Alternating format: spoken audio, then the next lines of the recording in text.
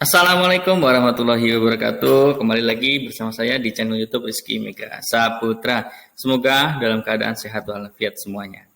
Nah, pada kesempatan hari ini di video ini saya akan sedikit mengulas dari video yang kemarin. Kita membahas tentang kurikulum prototipe ya tahun 2022 itu seperti apa. Kemudian di dalamnya ternyata ada tentang profil pelajar Pancasila. Nah, saya akan membahas sedikit berkaitan dengan profil Pancasila seperti apa ya.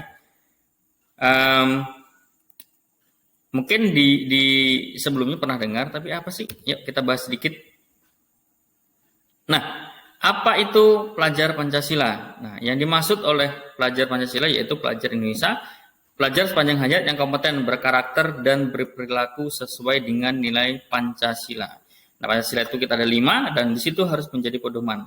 Nah, apa aja sih yang perlu dimasukkan dalam kompetensi kita dalam sebagai guru, siswa, dan sekolah di program profil pelajar Pancasila seperti apa? Kita lihat seperti ini, profil pelajar Pancasila memiliki 6. Jadi ada aspek 6 yang akan dimasukkan ke dalam pembelajaran kita sebagai guru dan di sekolah, dan siswa juga mendapatkan seperti apa? Ya, lihat ini ada 6. Pertama, beriman kepada Tuhan Yang Maha Esa. Nah, ini masuk ke dalam Pancasila ya. Kemudian kita melihat juga ada kebinekaan. Ya, kita kebinekaan global, bergotong royong, kemudian kreatif, bernalar, kritis, dan mandiri. Nah, ini semua yang ada di dalam Pancasila itu. Jadi tujuannya adalah siswa, guru, dan sekolah itu menyiapkan siswa setelah lulus sekolah atau setelah menamatkan pembelajaran di sekolah, dia harusnya seperti apa? Ya kan? Dengan disentuhnya oleh teknologi yang luar biasa saat ini, harus seperti apa? Apakah ya sudah ngikuti alur saja, tapi tidak tahu apa itu pembelajaran yang sebenarnya seperti apa, gitu ya? Karena pada dasarnya belajar itu yang sering kita dengar, kita sering bahas itu merdeka belajar. Nah, merdeka belajarnya bagaimana? Apakah belajarnya itu suka-suka atau ada yang mau kita dapatkan? Kita lihat yang pertama, ya, beriman kepada Tuhan Yang Maha Esa. Jadi memang ditekankan nanti dalam kurikulum terbaru yaitu berakhlak mulia. Jadi punya karakter. Apa saja sih dalam karakter yang perlu kita tanjulkan? Akhlak yang beragama. Kita tahu agama di Indonesia itu sangat banyak sekali, sehingga dengan beragamnya agama, keyakinan itu kita bisa menyatukan, ya kan? Tidak ada agama yang benar, tidak ada agama yang bahwa itu dominan dan sebagainya. Ya, pada dasarnya adalah bagaimana membuat sebuah ajaran dan kepercayaan itu dipahami untuk kehidupan sehari-hari. Kan, bukan mana yang benar dan mana yang salah seperti itu. Nah, ada komponennya yaitu yang beragama, akhlak pribadi, akhlak kepada manusia ya, kemudian kepada alam, akhlak bernegara. Kenapa ada seperti itu? Nah, berakhlak kepada alam, kita juga lihat bagaimana kita berperilaku untuk memperlakukan alam, tidak membuang sampah sembarangan, gitu ya. Kemudian kita ikut menjaga ekosistem lingkungan kita dan sebagainya.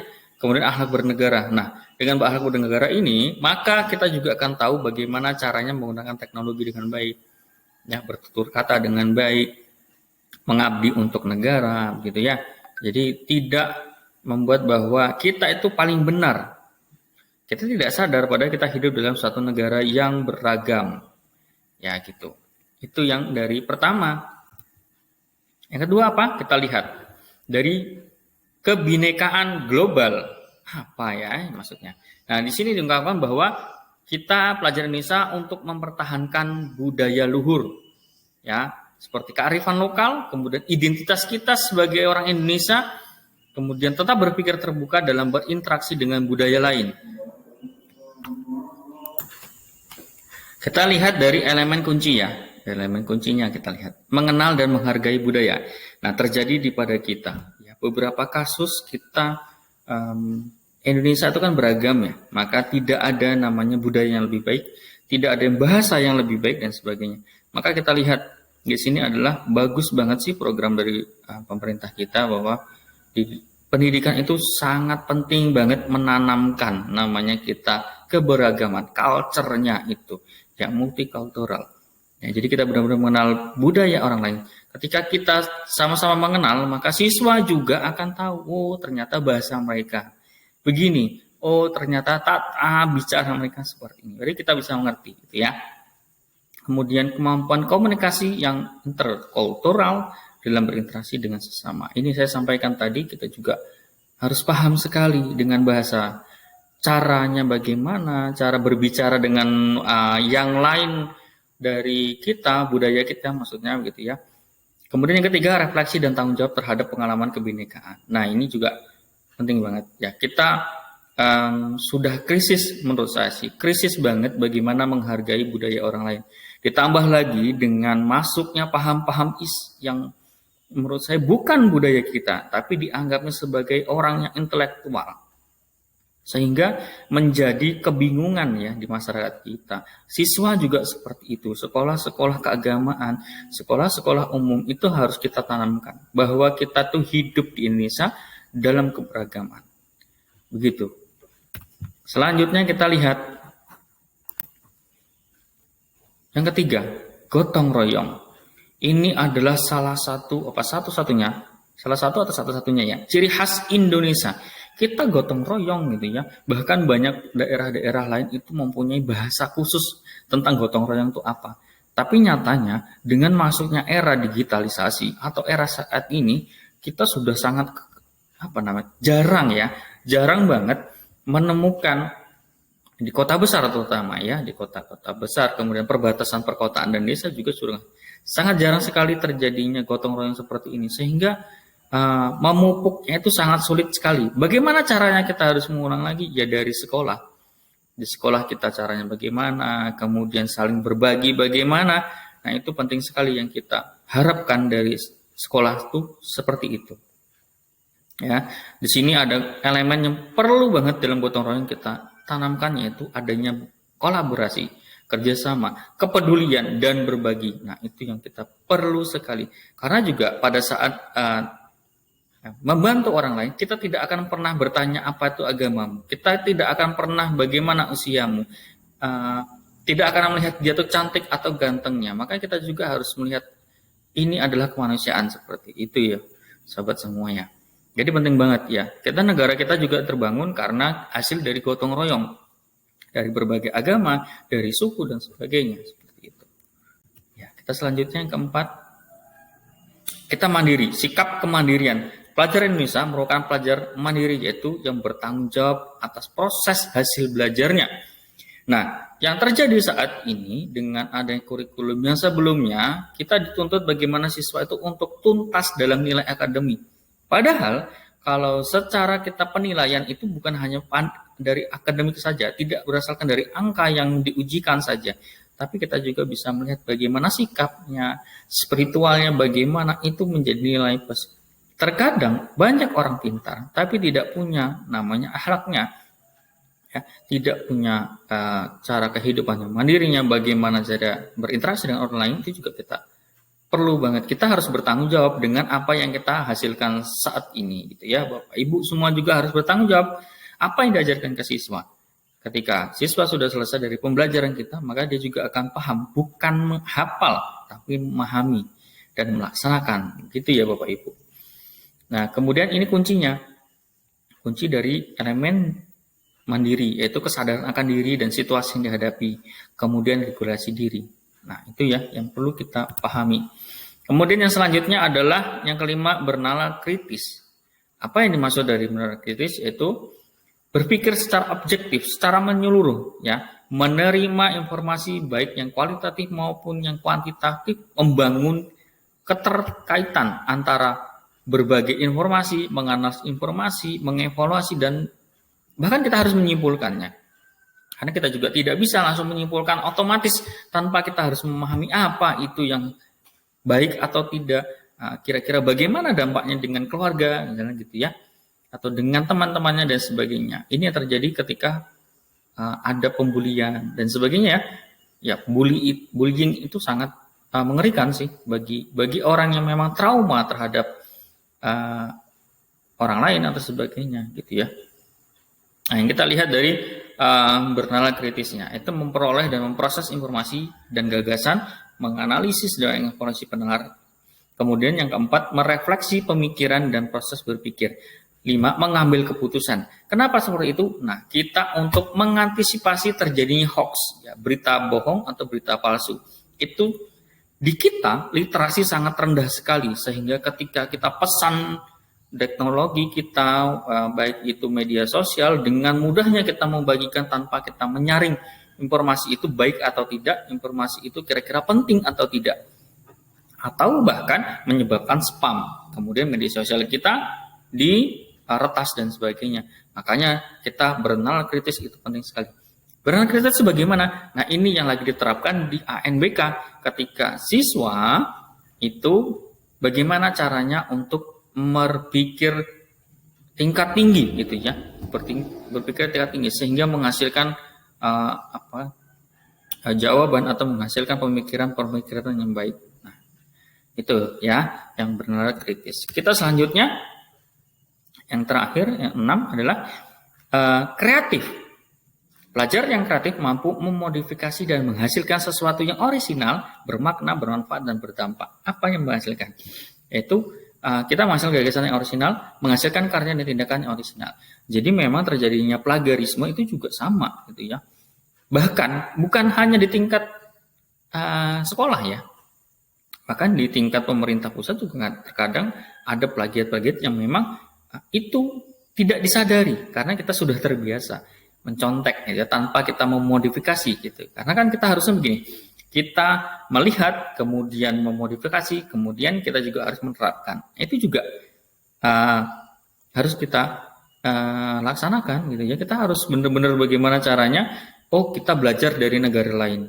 Nah, dengan belajar negara lain, maka kita sesuaikanlah dengan keadaan negara kita. Jangan kita bawa dari negara orang, kemudian kita bawa yang saya pikir di negara kita juga belum tentu bisa diterima dengan masyarakat gitu. Karena dengan kita dengan multikultural seperti itu, paham-paham yang dari luar kita tidak bisa langsung otomatis menjadi kebudayaan kita langsung seperti itu ya. Nah, oke, itu tadi 6 dari elemen-elemen di profil Pancasila. Nah, sebenarnya bagaimana sih nanti kita penerapannya di sekolah? Apakah kita ini dimasukkan pembelajaran atau dimasukkan dalam silabus atau di RPP bagi Bapak Ibu guru gitu ya? Bagaimana? Nah, kita lihat salah satu dari penerapannya Pancasila di satuan pendidikan. Kita lihat, ya ini proyeknya adalah dari SD dan SMA, kemudian di SMK itu bagaimana budaya kerja. Nah, kenapa begitu? Berarti disiplin ilmu yang akan diterapkan oleh siswa SMK itu memang benar-benar digunakan. Bisa digunakan bermanfaat ketika dia lulus itu tahu apa yang harus dikerjakan, tidak hanya menambah pengangguran gitu ya. Nah, ini kita lihat konsepnya ya. Jadi pengembangannya sebenarnya bukan hanya di sekolah saja gitu ya, tapi di intrakurikuler dan ekstrakurikulernya juga harus diterapkan, harus dipahami. Jadi selama ini kita ya, saya juga gitu, masih beberapa kali menerapkan teoritis tapi tidak memberikan pemahaman kepada siswa apa yang sudah dipelajari itu untuk diterapkan di masyarakat, gitu ya. Nah, ini kita lihat di intrakurikuler itu apa sih? Muatan pelajaran atau kegiatan pengalaman belajar. Nah, itu. Jadi setelah belajar, itu kita terapkan. Misalkan belajar PJOK. Belajar di sekolah tentang pembelajaran voli atau pembelajaran sepak bola. Di situ kita diajarkan. Siswa kita ajarkan dasar-dasar bagaimana bermain sepak bola, menendang, kemudian menggiring dan sebagainya. Kemudian ketika dia berada di masyarakat, di luar sekolah, maka dia juga sudah tahu bagaimana harusnya, gitu ya. Kemudian di ekstrakurikuler. Nah, ini juga sama, kegiatan untuk mengembangkan minat dan bakat. Nah, di sekolah kita ada namanya kepramukaan. Nah, di situ kita juga bisa membelajarkan kepada siswa. Apa sih fungsinya yang kita belajar pramuka terus sampai siang dan mungkin panas-panasan gitu kan, dan banyak yang harus kita hafalkan. Untuk apa sih? Nah, kita berikan penjelasan kepada siswa. Nah, kemudian juga di sekolah. Budaya sekolahnya bagaimana? Kita buatlah iklim sekolah yang baik, kebijakan yang baik, kemudian yang benar-benar bagaimana itu sesuai dengan nilai dan norma ada di sekolah itu atau di wilayah sekolah itu. Nah, itu yang kita adopsi dengan cara kita sendiri sehingga semua berjalan dengan baik. Nah, gitu ya. Nah, selanjutnya setelah kita belajar penerapannya, terus manfaatnya ada nggak sih kita dengan belajar begini? Ya, kita lihat manfaatnya apa saja. Manfaat dari belajar Pancasila. Nah, ada 3. Yang pertama yaitu satuan pendidikan, pendidik, dan nanti kepada siswa. Kita lihat dari satuan pendidikan. Itu menjadikan satuan pendidikan sebagai sebuah ekosistem yang terbuka untuk berpartisipasi dengan masyarakat luar. Ya kan, kita harus mengajak bahwa sekolah ini bukan untuk mendapatkan nilai tinggi, tapi bagaimana nanti akan bermanfaat juga di masyarakatnya. Kemudian juga menjadikan satuan pendidikan sebagai organisasi pembelajaran kepada lingkungan dan komunitas di sekitarnya. Nah, ini dia juga. Nah, dengan ada seperti ini, maka kita juga bisa merangkul masyarakat luar, masyarakat di sekitar sekolah, mungkin kebudayaan apa, kemudian muatan lokal, kearifan lokal, itu bisa dimasukkan kepada pembelajaran kita. Seperti itu ya. Selanjutnya untuk pendidik. Untuk guru, ya, untuk guru bagaimana? Memberikan ruang dan waktu peserta didik mengembangkan kompetensi, memperkuat karakter dan profil Pancasila, ya. Kemudian merencanakan proses pembelajaran dengan tujuan akhir yang jelas. Jadi kita bakal ada proyek-proyek yang itu benar-benar langsung diterapkan kepada siswa untuk pembelajaran selanjutnya. Kemudian mengembangkan kompetensi sebagai pendidik yang terbuka untuk berkolaborasi. Nah, yang terjadi dengan kita bahwa sebenarnya banyak mata pelajaran yang itu koneksi atau bersamaan dengan pembelajaran lain. Misal di pembelajaran IPS dan PKN, di situ membelajarkan tentang globalisasi.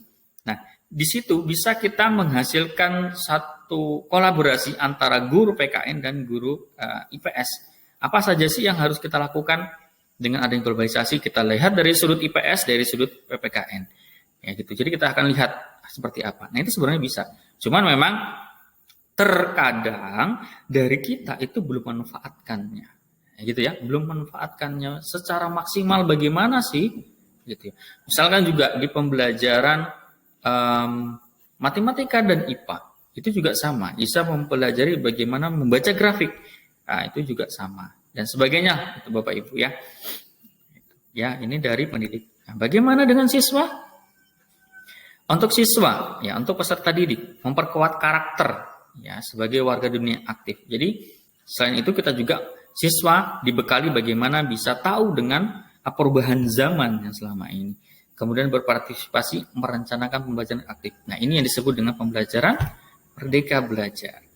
Mengembangkan keterampilan sikap pengetahuan yang dibutuhkan dalam mengerjakan proyek.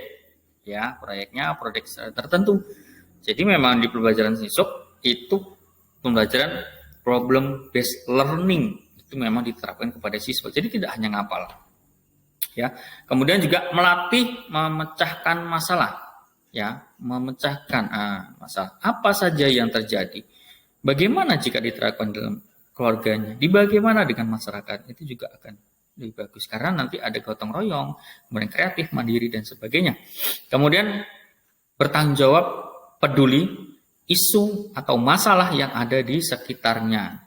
Ya, jadi ketika belajar IPA, ya, oh ternyata ada hewan yang ada di sekitar kita itu ternyata tidak boleh dipegang karena beracun. Nah, setelah belajar IPA, oh ternyata jenis-jenis hewan yang beracun di sekitar kita apa? Nah, itu kita akan kita ajarkan ke siswa. Oh ternyata begini. Nah, siswa akan mengajarkan lagi dengan keluarganya. Apalagi kalau mungkin di daerah-daerah tertentu yang tingkat pendidikannya orang tuanya tidak merata atau hanya lulus SD. Atau mungkin ada juga yang orang lama, SR ya, sekolah rakyat, itu juga kita harus berdampingi. Tuh. Kemudian yang selanjutnya adalah menghargai proses belajar dan bangga dengan hasil pencapaian yang telah diupayakan secara optimal. Tujuannya bahwa tidak kita guru itu dan siswa tidak adanya contek-menyontek. Ya, contek-menyontek. Karena tujuannya apa?